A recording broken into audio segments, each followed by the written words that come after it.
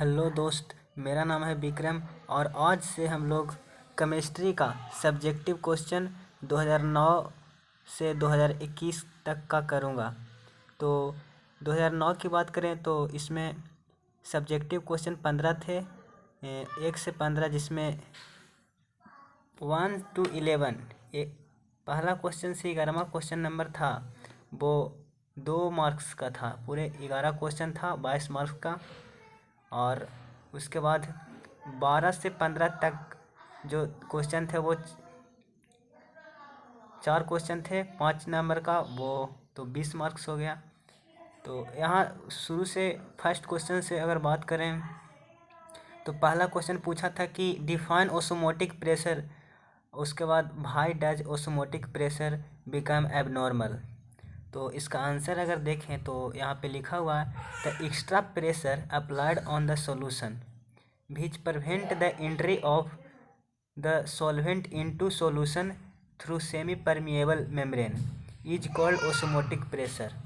कहने का मतलब क्या है कि हम लोग जो एक्स्ट्रा प्रेशर लगाते हैं सॉल्यूशन पे ताकि जो सॉल्वेंट है वो सॉल्यूशन के अंदर एंट्री ना करे।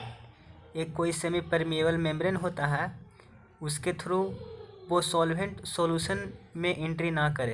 तो जो एक्स्ट्रा प्रेशर है उसी प्रेशर को हम लोग ओस्मोटिक प्रेशर कहते हैं।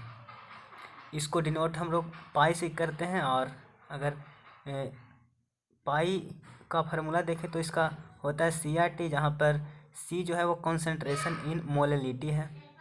और अगर C को और दूसरे फॉर्म में लिखें तो NY भी लिख सकते हैं। तो NY भी यहाँ पे R जो है वो एक कांस्टेंट है, V वॉल्यूम ऑफ सॉल्यूशन है, और T यहाँ पे एब्सोल्यूट टेम्परेचर है।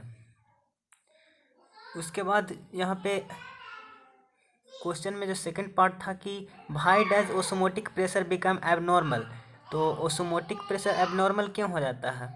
अगर इसका आंसर देखें तो यहाँ पे लिखा हुआ है osmotic pressure depends on the number of solution particles present in the solution as the particles may molecules atoms ions there is difference between its experimental and theoretical value due to this osmotic pressure become abnormal।